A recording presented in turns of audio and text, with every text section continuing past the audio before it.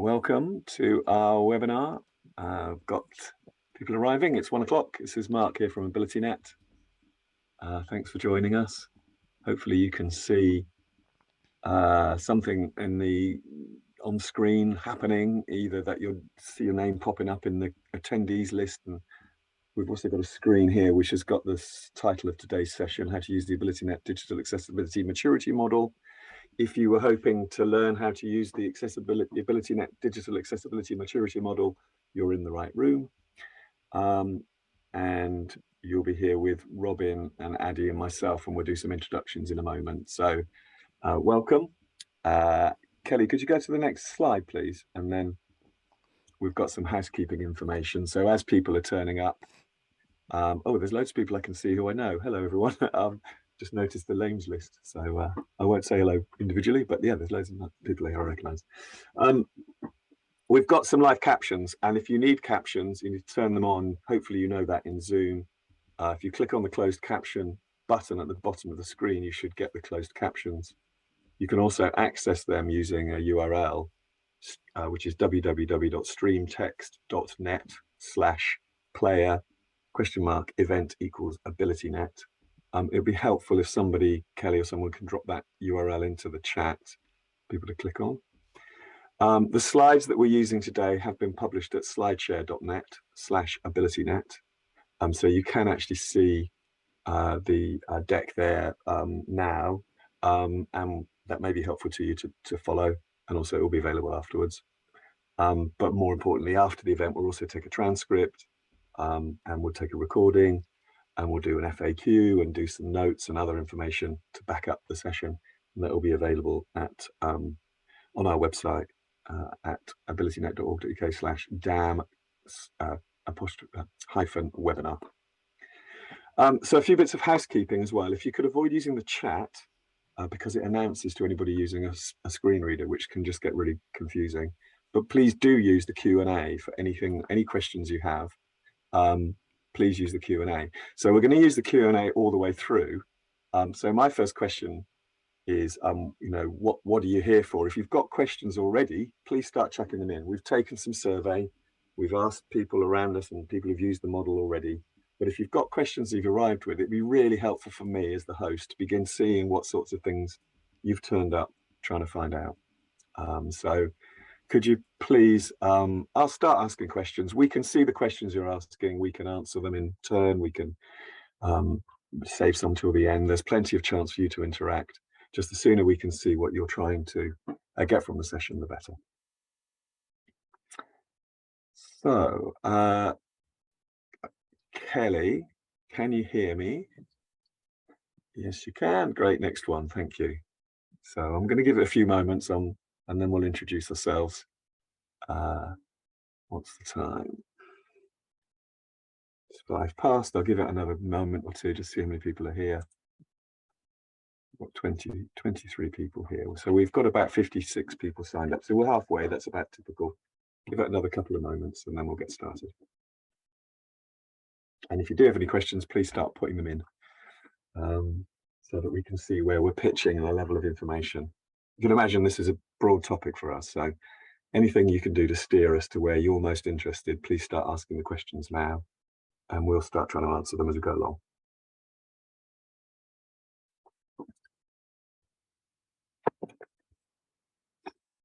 Thank you, Anonymous, and thank you, Tom. Got the first couple of questions coming in. That's helpful. Keep them coming. That helps us, gives us a steer. Right, I'm going to get going. So I have two consultants with me from AbilityNet, Robin and Addy. I'll get them to introduce themselves in a moment. But I guess the first thing to say is that Robin, Addy, and myself have been delivering the maturity model to paying customers for more than a year now. And so we've got lots of experience in using the model. And so that's why these guys are here. They've got that technical and accessibility and strategic knowledge that helps sort of fulfill what you're trying to do within the maturity model, is identify where you are now and where you want to go, and then think about how you're going to get there. So Robin, can you tell me a bit about yourself and your experience in AbilityNet? Thank you. Yeah, Robin Christopherson. I'm head of digital inclusion at AbilityNet. I've been with AbilityNet since '96. Well, even before it was AbilityNet. When it became AbilityNet in '98, I was obviously one of the founding members, and they haven't got rid of me ever since. And my role is in overseeing, well, helping with marketing, helping with sales, helping with advocacy, working with government about policy, etc., and inputting both technical and kind of consultancy into the accessibility team. We also have a workplace services team within AbilityNet, and there's a bit of a crossover when we're talking about the DAMM, the Digital Accessibility Maturity Model, because it's about people and processes and leadership and that sort of thing, as we're going to see, as much as it is about tools and processes. So yeah, it's a brilliant model. Hopefully you guys are going to use it to great effect within your organizations. And, you know, if there's anything outstanding after today, you can still get in contact with us. We're absolutely here to help. Thank you very much. So, Addy, could you give yourself a brief intro? Hi everyone, I'm Adi Latif, and I've been involved with helping to develop the DAMM pretty much from its beginning.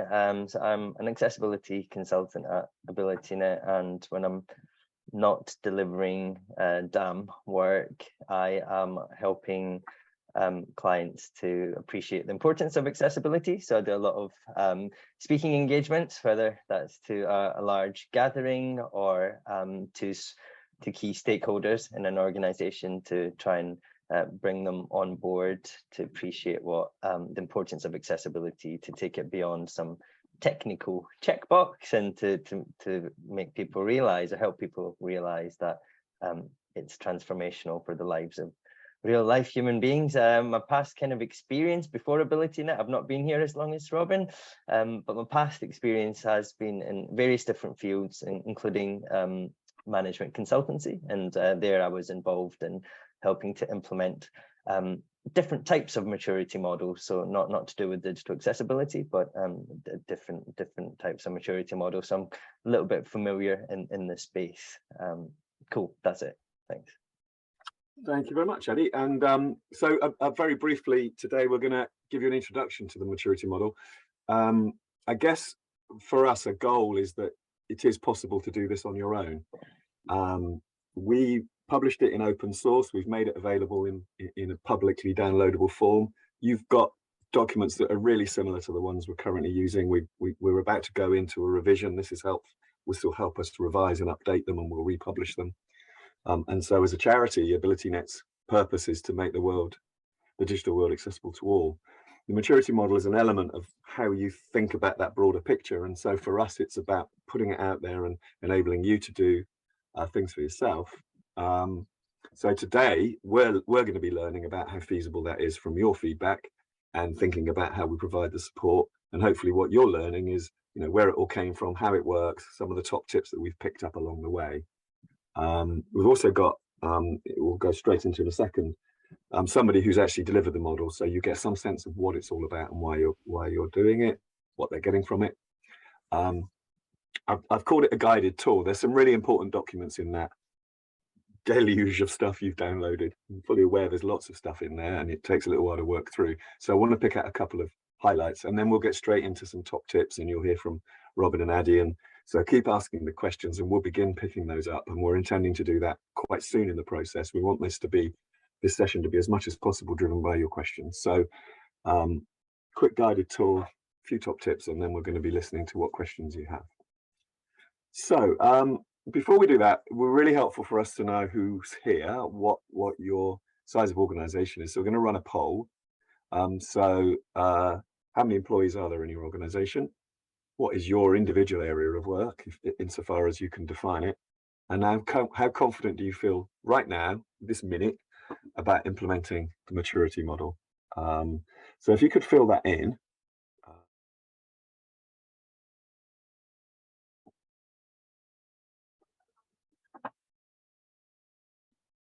Okay, so the poll is up there now, and I can see that how many people have filled it in. So I've got 28 people to fill it in, and we're halfway there. So if you can fill in the poll, tell us what sort of role you have, and then I'll share the results back to you once we've done that. you can see the sorts of people who are here for yourself as well, because I think it's interesting to see who's trying to do the DAMM, who's interested in the DAMM.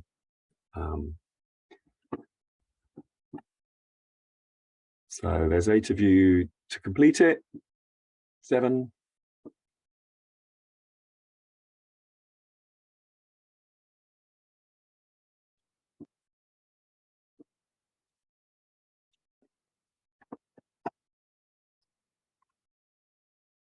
Okay, I'm going to close the poll, and I'm then going to share the results for you.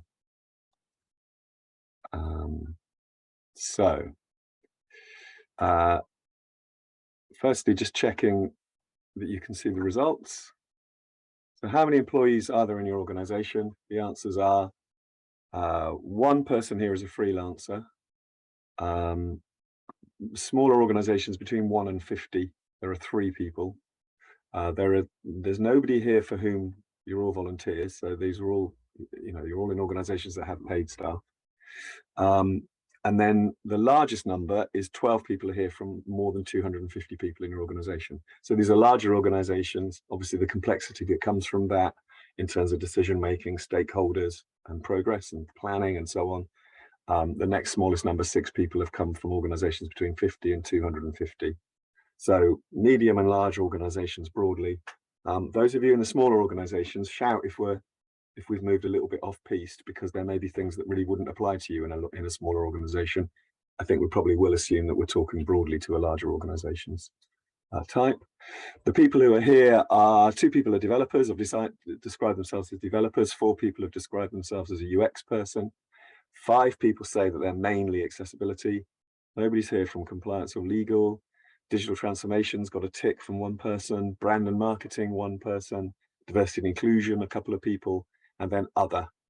We'll use the survey afterwards to catch up on who actually turned up, but that's good to know that it's a real mix actually. And obviously there's a lot of accessibility knowledge, 5 people, but there's lots of other skills as well. How confident do you feel? Not confident at all, 3 people said. I'm lacking confidence, said 13 people. The most people feel that they lack confidence. It's understandable. We've not done this before. I'm okay, said 4 people. 2 people are confident about getting on and doing it. So there's a good mix. Obviously, the sort of general level is just below feeling like they can get on and do it. And I think that's the level we picked up in the surveys when we ran them beforehand. So we're going to assume that what you're looking for is a bit of confidence, and that you'll want to know how to get started. Certainly in the survey feedback we got previously, there aren't many people who've really got their teeth into this. There are some who fed back, but we think most people are at the starting line and want to know how to get on. But there are some questions a bit beyond that we're going to try to address. So could I have the next screen, please, Kelly? We've got a conversation now with somebody who's actually done the maturity model, which I think will be interesting for you. Can you play the video, Kelly? Thank you. Hi, I'm Mimuna. I currently lead on the diversity, equity, and inclusion strategy for product, technology, and marketing at Stepstone Group, who you will know in the UK as Tor Jobs Group, probably. A colleague of mine has brought to the forefront the topic of accessibility at work a few months ago. And as a key player on the job market, we were actually worried we were not doing enough when it comes to creating accessible products.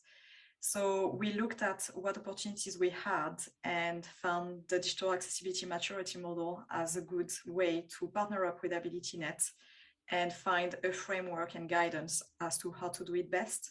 And that maturity model itself felt like a logical first step to understand where we are and what we can do better.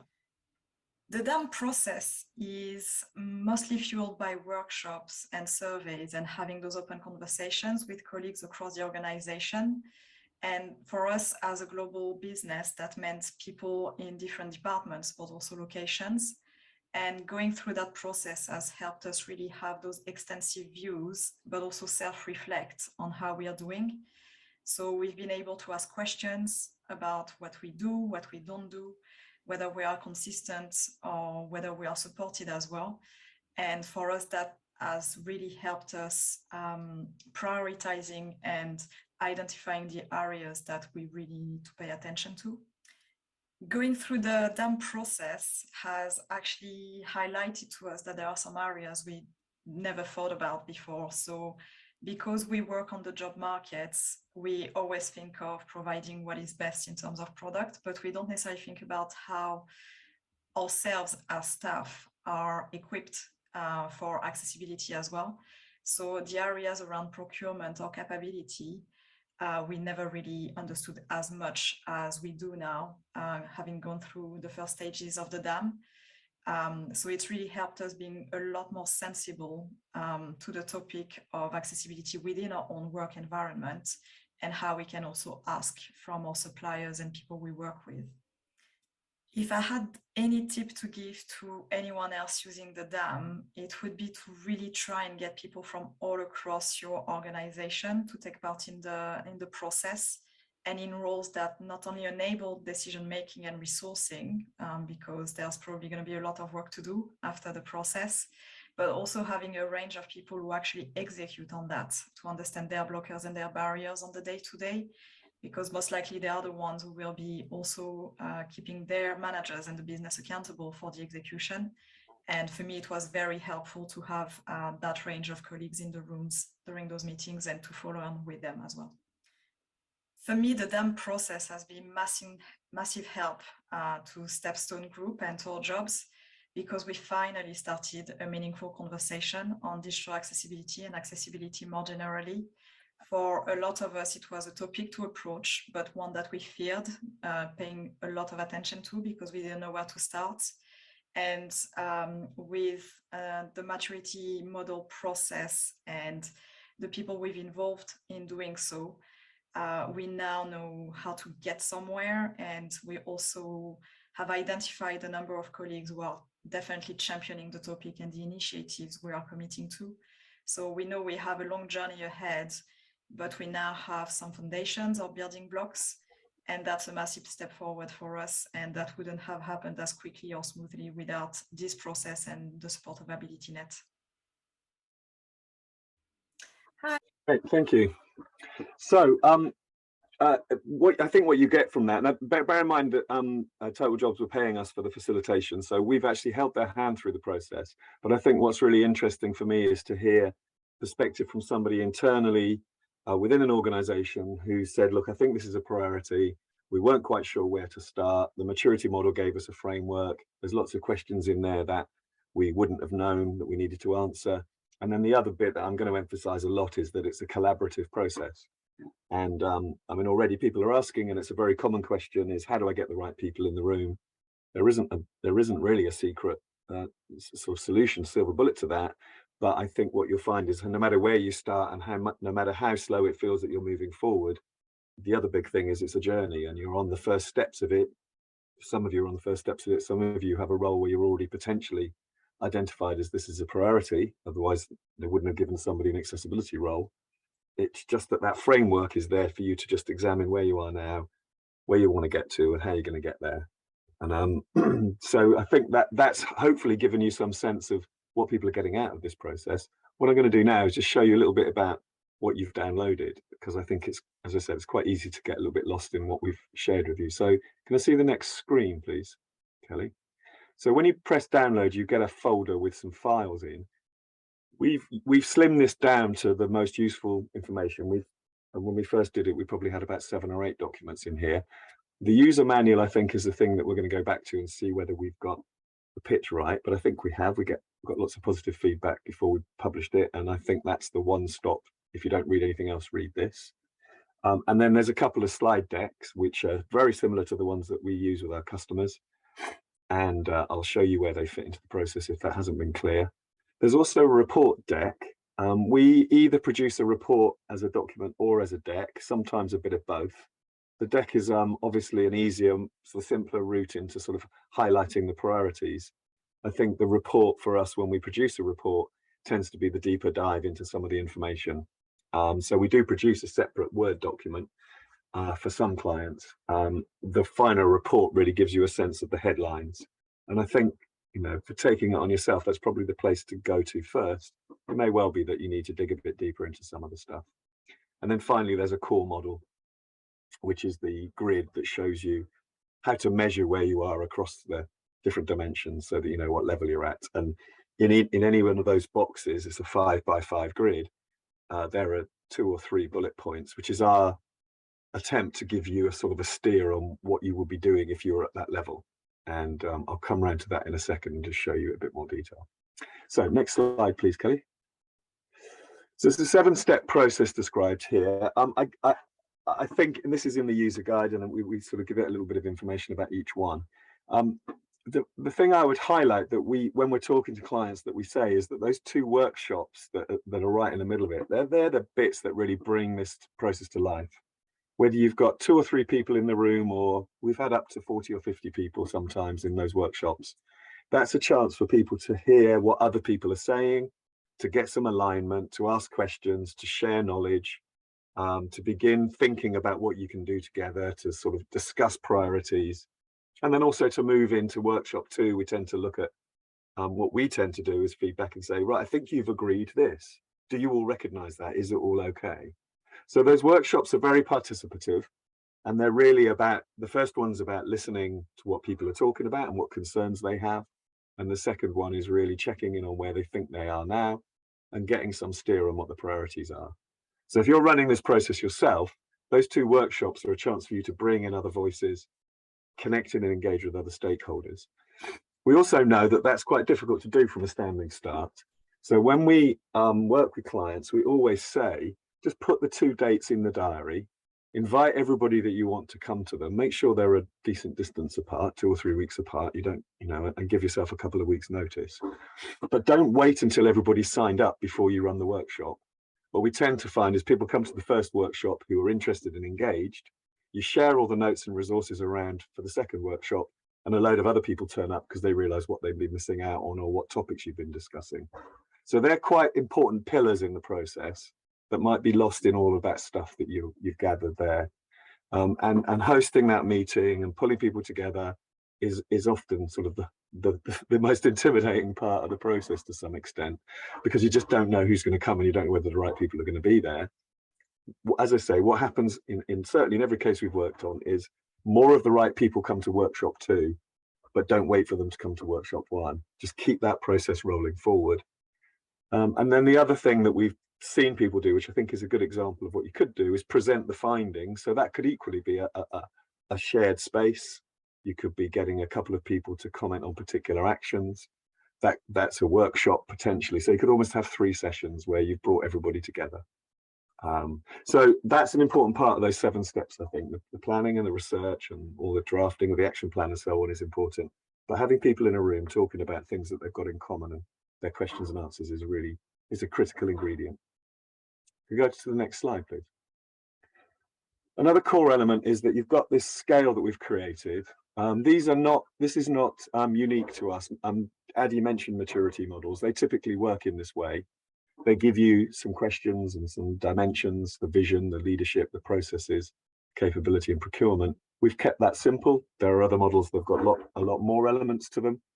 And we've also adopted a very similar sort of scale of level 1 to 5, from informal to defined, repeatable, managed, and optimal.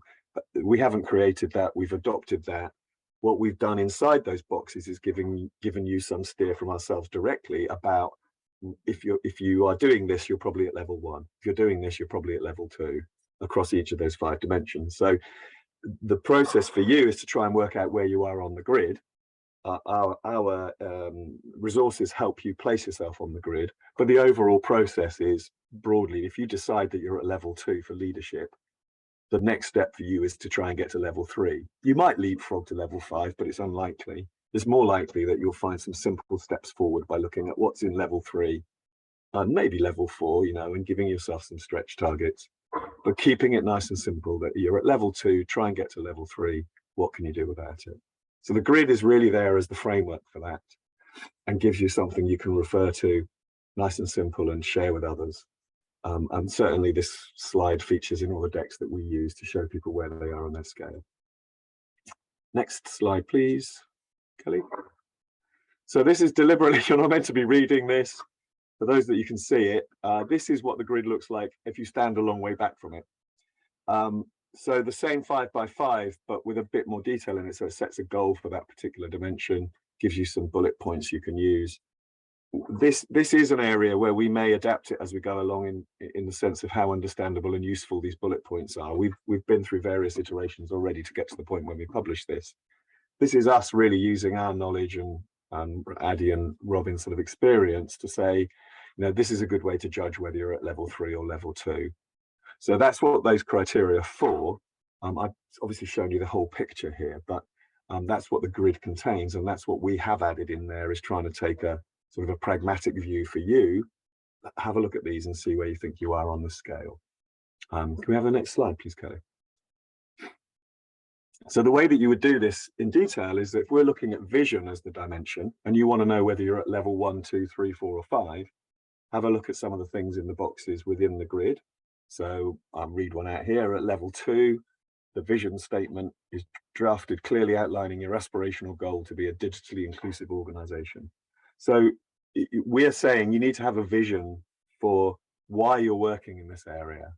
Total Jobs that Mimi mentioned, you know, they want to be seen to be an inclusive part of the inclusive employment space. So have they stated that? Have they put that down? Is it clear to people? Is it in their business plans?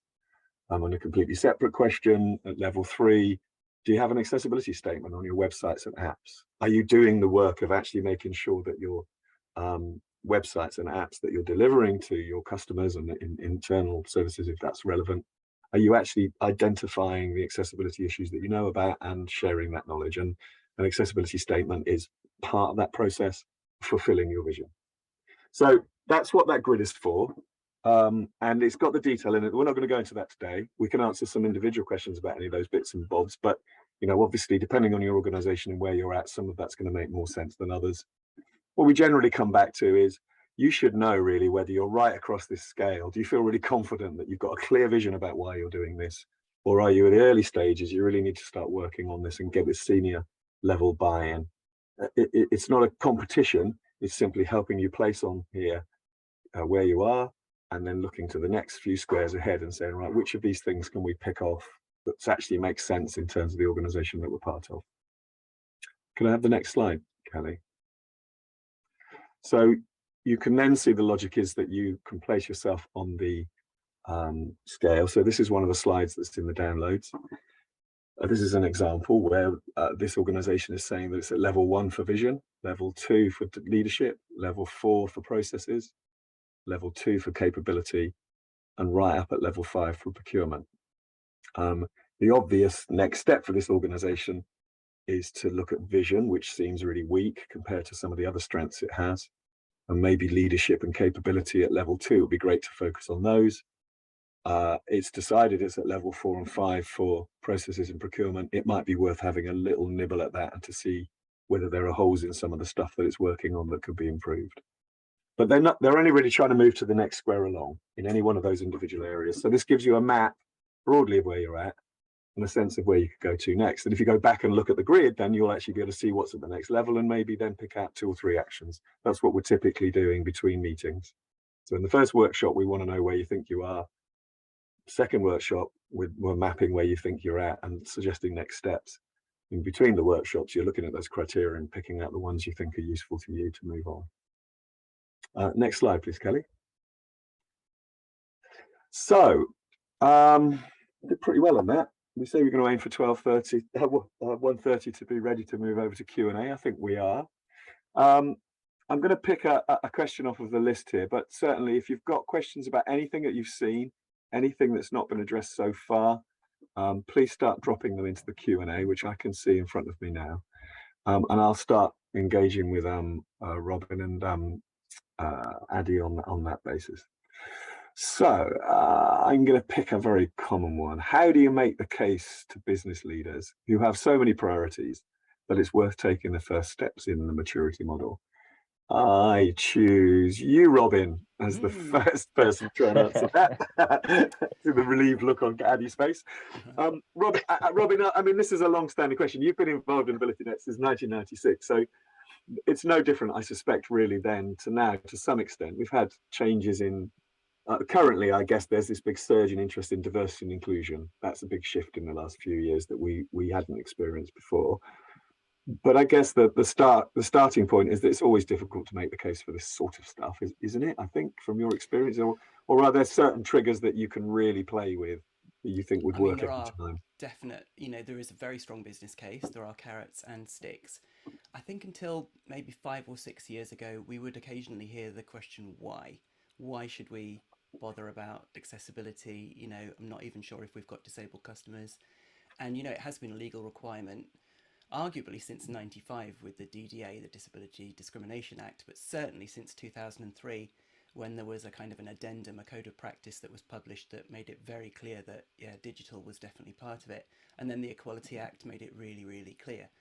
And I don't even need to mention the public sector bodies' accessibility regulations that came in 2018 that really made everyone sit up and listen, because for the first time ever, the government identified a body for monitoring and another one for potentially issuing fines as well. And because now it's a government, public sector practice, then we can put in FOIs if we wanted to find out, who have been transgressing, who hasn't managed to level up to a level of compliance across the public sector. And this obviously impacts people that procure or vend to the public sector as well. Unfortunately, Brexit meant that we didn't get the equivalent legislation from Europe, which covers other sectors too, but it absolutely is definitely a legal requirement, and the business case, as I say, is very strong. Now, where do you get that information? Well, we've got, if you just search for business case on our website, we've got a downloadable brochure. We have loads of articles and information summarising why it's a very compelling business case. There's recent publications like the Clickaway Pound that are, that very clearly identifies the amount of spending power out there and how easy or readily you can lose that by inaccessibility, and how even though disabled customers are quite a tenacious lot, myself and Addy are blind, and we work really hard every day dealing with inaccessibility or just really poor usability, because even technical compliance to the guidelines doesn't mean that we're going to have a good experience. So we really try hard, but often we just don't make it. So we'll definitely go elsewhere if there is an alternative service or site that we could use, or maybe go to the mobile app or whatever it is. So yeah, that's one area. Accenture have done a brilliant report as well, if you just search for Accenture and accessibility business case too. So there's loads of information there. It's just the right thing to do though, and I think that, as Mark was saying, everybody's on that page now. The diversity kind of carnival or festival is brilliant, but disability, that community tends to kind of get forgotten in the overall kind of celebration of diversity. So organisations like the Valuable 500, Caroline Casey, if you contacted them and said, look, we have got a C-suite that are unconvinced, then she will come and really do a job on them and makes them realise that they not only need to embrace diversity, they actually need to identify resources and make sure that people have sufficient time within their jobs to be able to do this thing properly. After the DAMM process, hopefully it will be as efficient a process as possible. So it will be business as usual, really. So this is going to get you to that point.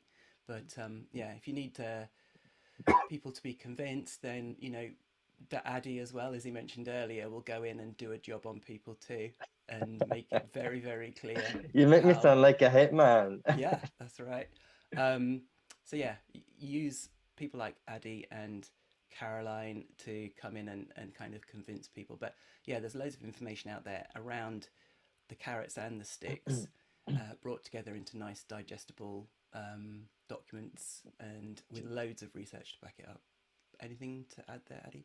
Oh, really comprehensive. I would also just add to that, it is important to see what your competitors are doing in this space as well, because that can be quite a good source of motivation. So if one of your competitors are, slightly ahead of you on this journey, then sharing their examples is also, because accessibility is progressive. It forces you to make a more inclusive product, making a better product, and our digital accessibility also is not just for your customers. It allows you to, the DAMM process allows you to look at your organization and to see where you know, there's gaps in the digital accessibility of your systems in a way. So and if they're not accessible, then you can't have people with disabilities working for your organization, making it less diverse, and you know, that obviously impacting your products and services. So yeah, it's good to bring that angle into it also. And just very briefly to finish off, I mean, Adi alluded to it there, inclusive design is for everyone. And there's been loads of research. Microsoft are a huge proponent of this. They call it situational impairment.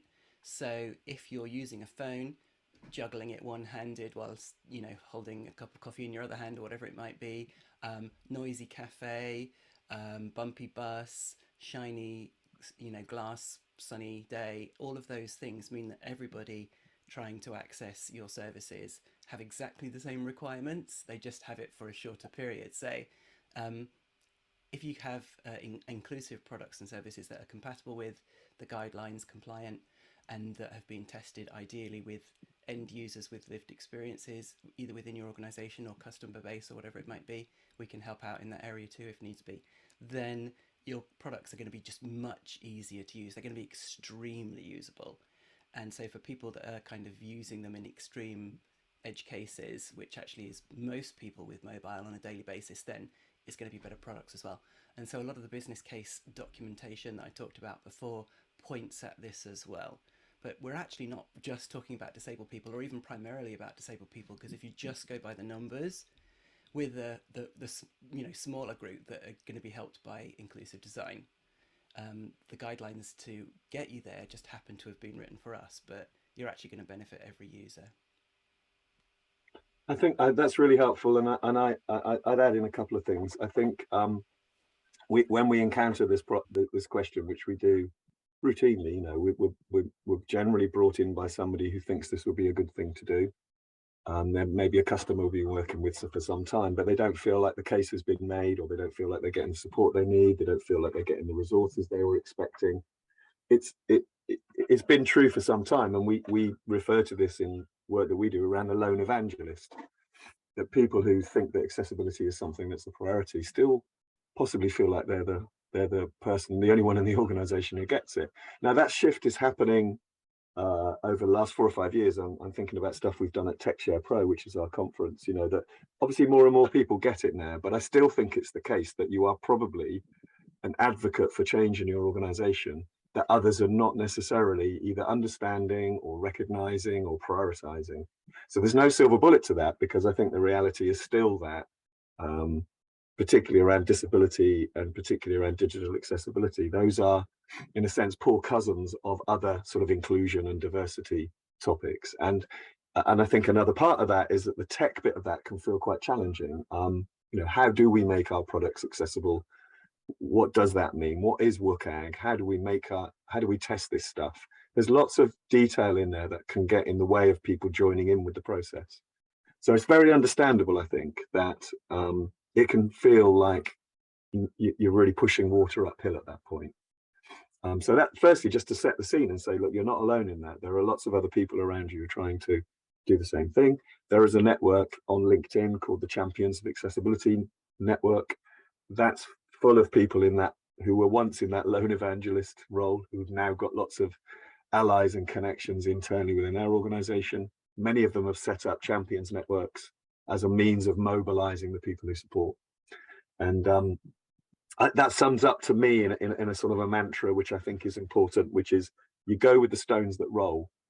You're not going to change everything everywhere all in the same time. But if you issue an invitation to people to come and join in with the maturity model process and explain it's to do with digital accessibility, share some of the resources that Robin's talking about, the people who get it are the ones that will turn up, and the ones who turn up are the ones that are going to make that thing happen. So, you know, don't hold off because you haven't got senior buy-in from everybody you can think of. Have a think about some sort of tactics about bringing people in, because you need to keep moving. And I think that's something that we've tried to simplify the model to the extent that you can keep moving, even if all you're really doing is addressing one small part of the bigger picture that you think needs to be addressed. That process drives you forward with a framework, brings some credibility, opens up doors and communications that you didn't have before. So it isn't the answer that brings people in, but actually by moving forward, they may well turn up and join in with it as well. I think the other thing to say that I think is a current tactic that is worth addressing is to look at where diversity and inclusion has got to in your organization. It has been a priority for many organizations for some time, particularly larger organizations, given who's here. And there's a ceiling that people will hit with diversity and inclusion, I think, where there are other issues where technology and accessibility won't be such a key question. Around disability inclusion within the workplace and within your customer base and all the other aspects of D&I, there is a technology component, and so there is a ceiling that you will naturally hit. So if you're engaging with your D&I leaders and you're talking to them about what the challenges are, there's probably going to be an element of that which is about digital accessibility, a lack of progress in that area. So, you know, what you're doing is you're going to where they're working and trying to identify problems that they're trying to solve, and then trying to fit the maturity model around that, rather than bringing them over to a completely new territory. So you're looking for where in the organization there may be blockages already, where this is going to be sort of welcome. And then the other one, we haven't got anybody here from legal and compliance, but for a long time, our work was driven principally by the compliance teams of people like banks saying that there's a risk here, you need to address this risk. That's still true, and it's still quantifiable, and there's still organizations who see accessibility as a way of addressing risk as much as they do as a business benefit. So just be aware internally there may be people who are interested in the fact that they're actually, that Robin skipped through the different laws and the legislation. They're all meaningful and they're all out there. And if you're trading in the US in particular, if you have any footprint across Europe right now, things are changing rapidly and your organization may face legal risks that it didn't know it had. These are all hooks that you can hang out there and get people to come along and say, I'm here because I need to understand the legal risks more. So they're all there. There's lots of information on our website and other websites about the business case and so on. And I think that is, you know, you have to go there and work out what makes sense for your organization. And then the other bit that we're always saying to people when we're working with them is, please don't stop, please don't wait, please don't hold up until everybody's on board. Take the first one in, see what happens, keep moving forward. You know, you're looking at a 6-month action plan really as a minimum. So what are you going to be doing in 6 months' time? Well, maybe what you're doing in 6 months' time is revisiting this process and getting more people involved and drawing them into the conversation. Maybe that's as much as you're going to achieve, but you'll have a framework for it. You have some stepping stones you can take. So I hope that helps. Looking at milestones and small steps. I like this one. Addy, if you were looking at people we worked with, what sort of milestones do you pick out? You know, how do you know things are working and moving forward? What sort of indicators, if you're the person taking this on, what are you looking for, do you think, in the early stages and onwards? Yeah, it's a good question. I think one of the statements you mentioned, go with the stones that roll. So I think it's really important to understand it's a journey, and you need some momentum. So if you can find perhaps actions that are, you know, quick wins, low hanging fruit to get a little bit of movement, I think that's important, because what can happen in the process is that you can become overwhelmed. You know, you can we showed the grid earlier on where, you know, people as an example grid where you could see where an organization was on the 5 dimensions.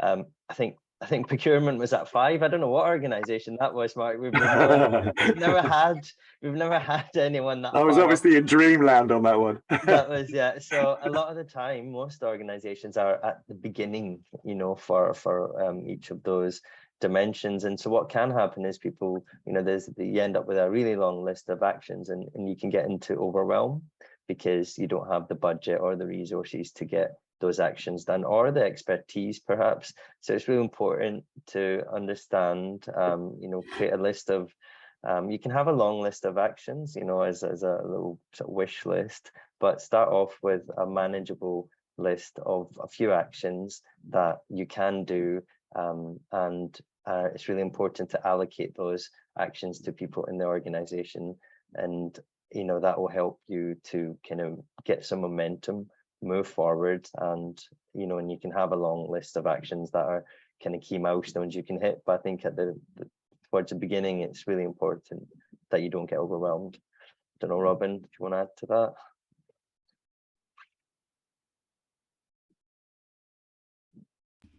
Sorry about that. I was just turning my fan off because I was so hot, and then I couldn't find the unmute. Yeah, I mean, big milestones. I think at the earlier stages, as Addy says, don't get discouraged that you're going to find yourself at level 1 or 2. That's the normal place. And then, how on earth do we get up to level 5?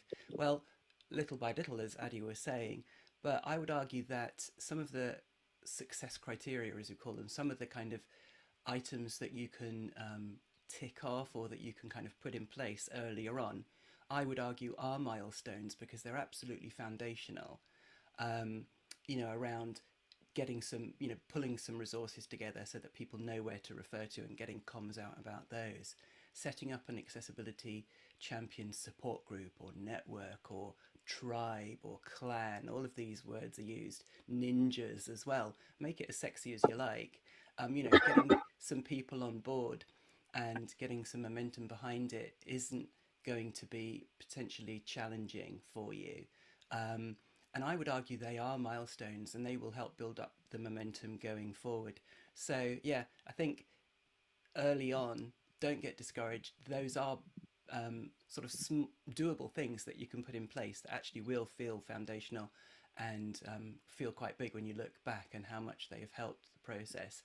But as Mark was saying, however many people you can get around the table at the beginning, going through the process will be very enlightening, even if you want to then revisit it in 6 months' time. I mean, we would argue that you should revisit it in 6 months' time anyway, just to see how many of the initial action points you've managed to knock over and how you can progress from then on.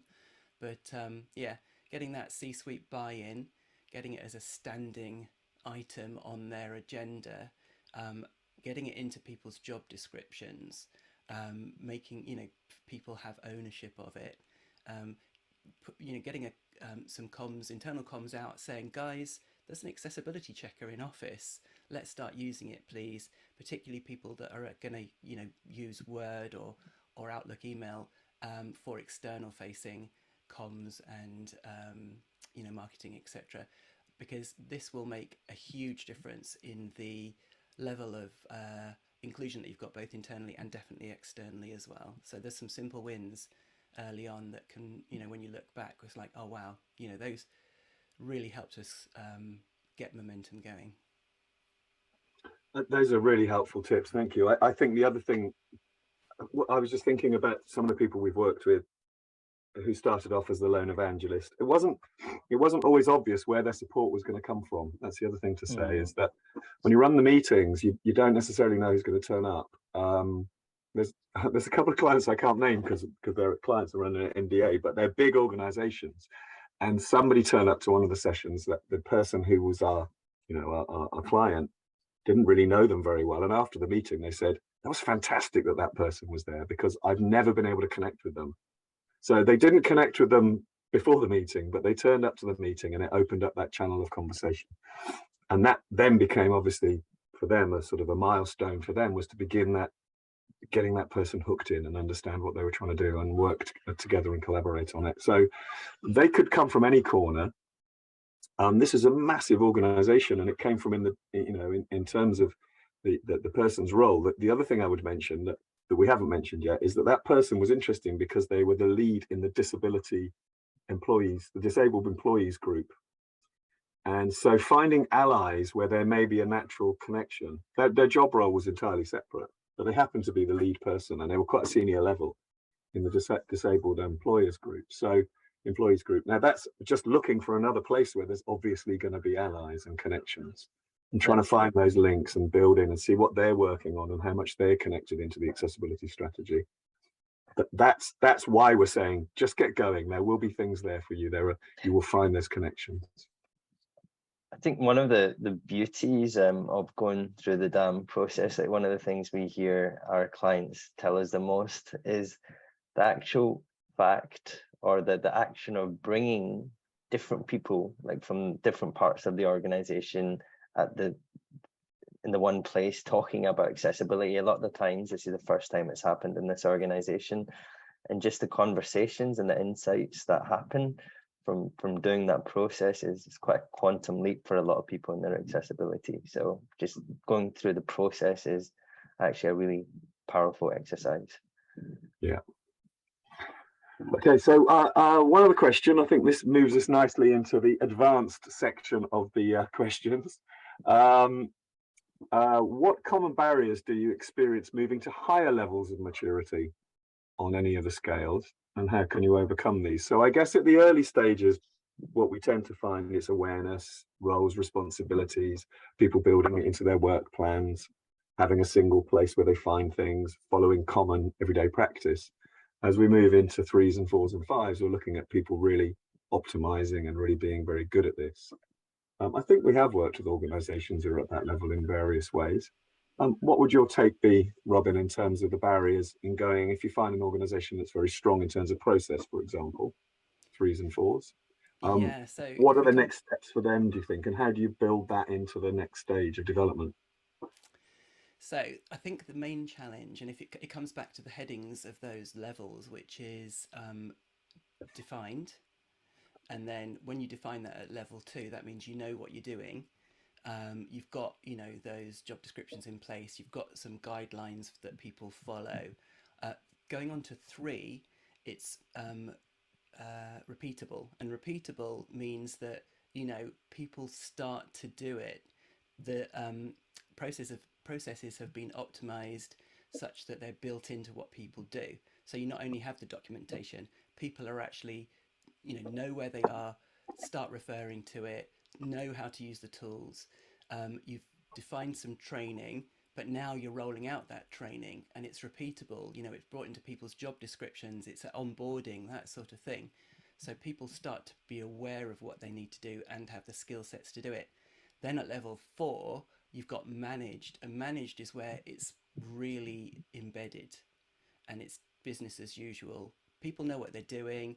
You're looking at the most cost efficient, least surprise driven approach, and that's really, really good. So if you could get to level 4, that's absolutely brilliant. Level 5 with optimized is where you start to take what I would argue is an optimal internal situation at level 4 and outreach. Level 5 is really about outreach. So it's about taking that best practice, reaching out to networks, to other organizations, sharing that best practice, being active in the community. And you do actually learn from that. It's a very enlightening process. So, you know, you will improve at level 5, but that's really about, you know, having a really good internal setup and being able to share that with other people and learn from other people. So once your house is in order, then you can really start. I mean, you can do it a lot sooner as well, obviously. And we would argue that you should do that to help get to level 4. But, you know, you're really kind of active in that community. You'll be presenting at TechShare Pro sessions, and you should certainly be attending TechShare Pro to help with the overall journey. But yeah, so I think that kind of gives the shape of it. I can't remember the original question now. Was it about challenges? I can't remember. Yeah, I mean, I guess it's the barriers are likely to be around resourcing, aren't they? You're probably at the stage where you've gone from doing the low-hanging fruit and the easy stuff. You're starting to get in a slightly crunchier territory, probably, aren't you, as you get up to the 4s? I mean, I would say there are more barriers earlier on, to be honest. And then after that, the barrier is more around, or the challenge is more around making sure that you're monitoring internally and that everyone's doing what they should be doing. But actually the hard work, I think, is earlier on, much earlier on. Andy, you got anything to say to that in terms of pushing organizations into that upper level of a sort of achievement? I think, I mean, definitely it's timing and resources, but like Robin said, it's actually harder at the beginning. Once you start getting people on board, once you've got the vision in place, once you've got the leadership in place, once your processes are there, then it becomes business as usual. Like Robin was saying, at level 3, it's repeatable.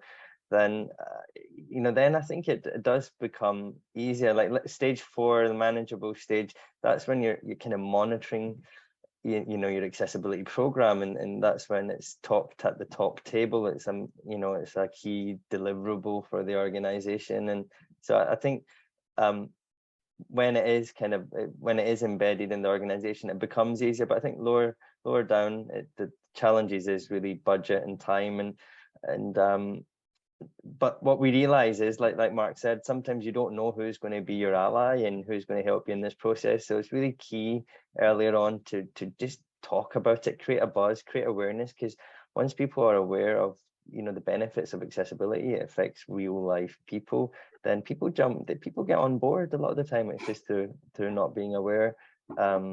So yeah, I think, yeah.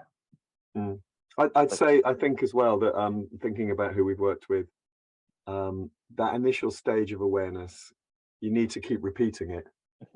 You know, it doesn't just happen once. You don't just run one, you don't just have one disabled person talking at your company day and then suddenly everybody understands all the challenges of it. It's an ongoing process of bringing people into the conversation, thinking about how it relates to their work, the empathy and the sort of personal connection that some people will have through relatives and friends will be as meaningful as what you do in the workplace. So I think that foundational part of it, you know, thinking about how individuals understand what we're even talking about in the first place, that's an ongoing process. That doesn't change at any particular level.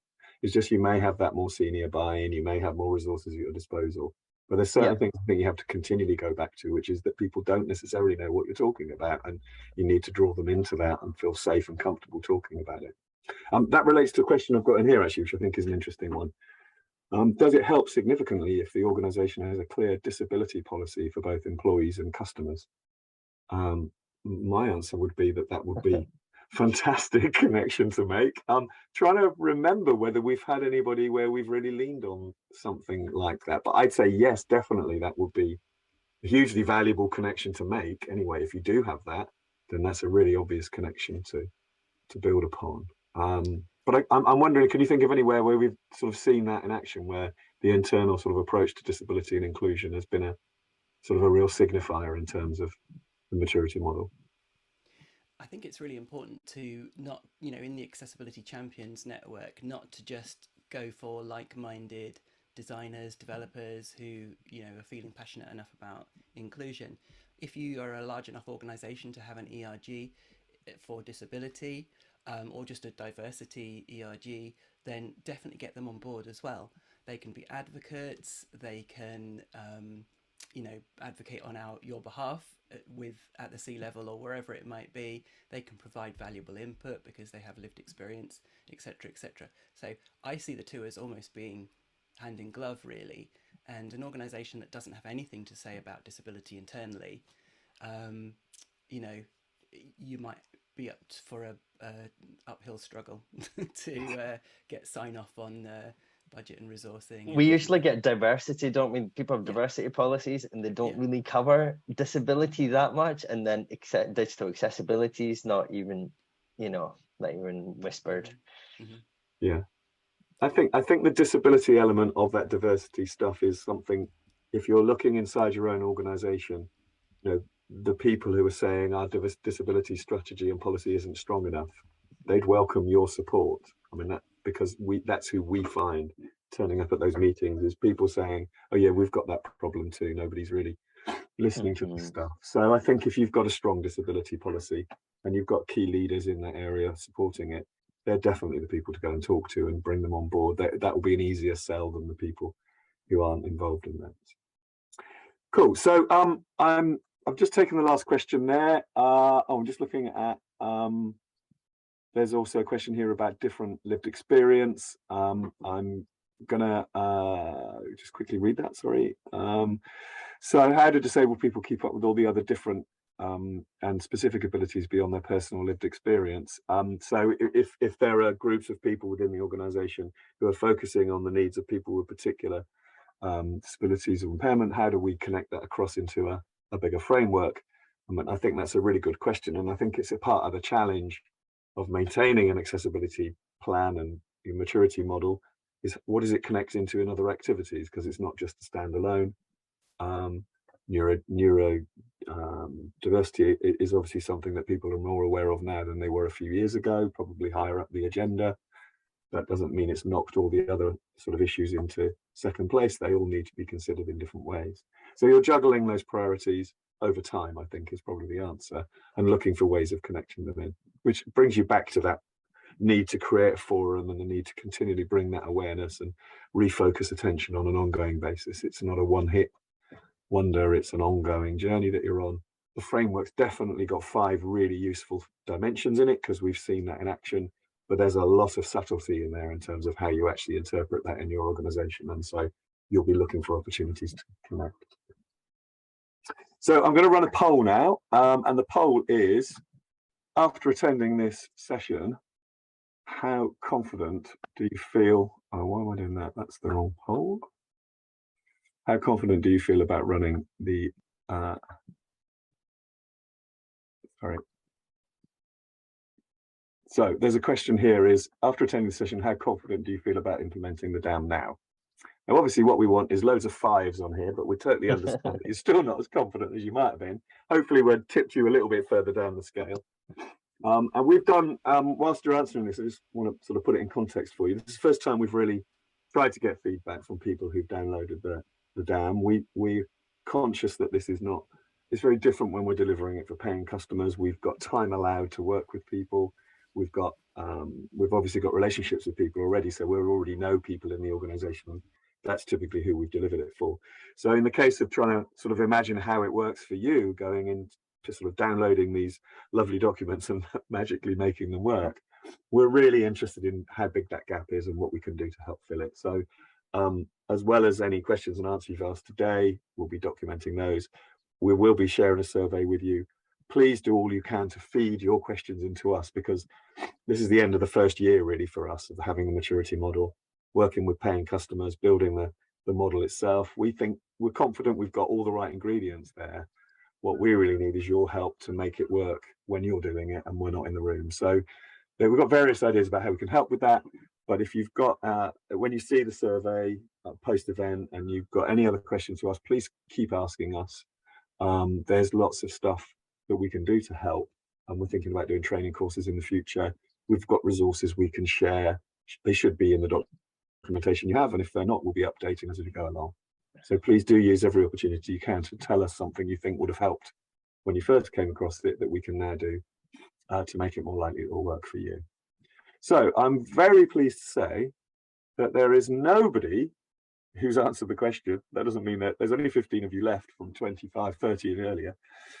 Nobody is lacking confidence or not confident at all. 4 of you are okay about it, 5 of you are feeling confident, and 5 are feeling, or 1 person's feeling very confident, which is great news. That's a shift. Feels like we've done something positive to help you. And so I think the final stage for us really is to say, you know, thank you for coming and thanks for sort of engaging and giving us some questions that we can answer. The next step is over to you. And if you want some help, those of you that filled in the survey and asked for the 30-minute consultation, that will be with Addy or Robin. That's a chance for you to dig a bit deeper into your own questions about your own organization.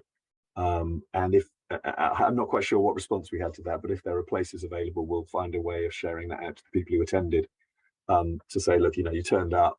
If you want another 30 minutes of our time just with your own attention to your own questions, we'd love to be able to give you that support as well. So that will be sort of something that will come back round once we've looked at once the dust has settled on this particular process. So our final couple of mentions for AbilityNet stuff. We've got a 10% discount code here if you want to come on our training. We do loads of different training. Got one about the accessibility legislation, which might be relevant for anyone who's trying to talk to their compliance team, but also something quite practical like accessible social media. There's loads of training courses that we run, affordable training, online only at the moment, abilitynet.org.uk/training.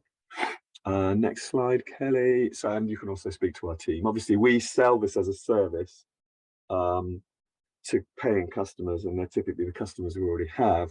It is possible to buy time from us to help run the process. And anyway, we've got all our other accessibility services that may be relevant to you. So make sure that you know, if you need help, that you're speaking to us. Although it says sales there, they're not a sales team in quite the same way as you might expect. They're really up for talking through what you're trying to do. They talk to lots of people every day. They're really clear about the priorities that you may have and the sorts of services that we may find useful.